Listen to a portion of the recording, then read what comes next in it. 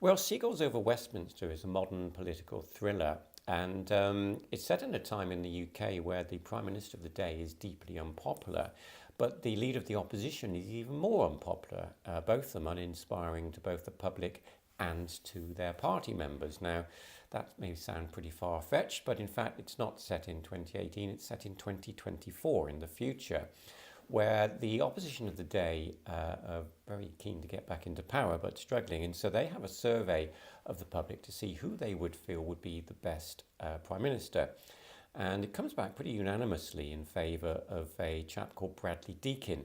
Now, he used to be an MP till he lost his seat, and he's carved out a new career as a TV chat show host with his own show called Speaking to Deakin. Very popular, he's very charismatic, good humour, and very good looking as well. So got everything that everyone seems to feel would make a good Prime Minister.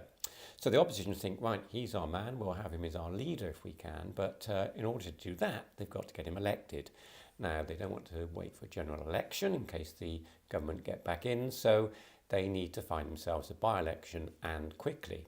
Now, when one finally comes up in Brighton, down on the south coast, there's a chap down there by the name of Harvey Britton, a nice old fella who just retired from being a bank manager, quietly enjoying his life now, with the three things that are most important to him being his family, the city where he loves, Brighton, and also his football team, Brighton and Hove Albion, known locally as the Seagulls. He's actually got himself a little spot a couple of times a week on the local BBC breakfast radio programme, talking about the football team and reviewing the newspapers. And he doesn't like the idea at all of Bradley Deakin being parachuted in to be the would-be candidate or MP for Brighton and then go swanning off to be the leader of the country. So, cheered on by his listeners and by his family, he stands as an independent candidate. Now, the other candidate is the government's would-be MP, who's a chap called Alistair Buckland. Now, he's a dedicated local councillor, never quite had the breaks in terms of standing as an MP himself, so this is his big opportunity, but he's got himself quite a big secret.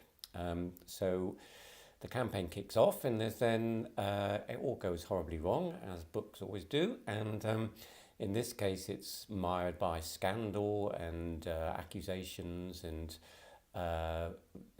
political skullduggery and a lot of conspiracy theories. And for all the candidates, they all get sort of having to defend themselves against, you name it, being thrown at them. We've got sex scandals, murder accusations, and everything else you could possibly think of. So basically all the candidates, including their friends and family, find there's a lot more at stake than just who's going to win. So it's all good fun, and as the saying goes, may the best man win.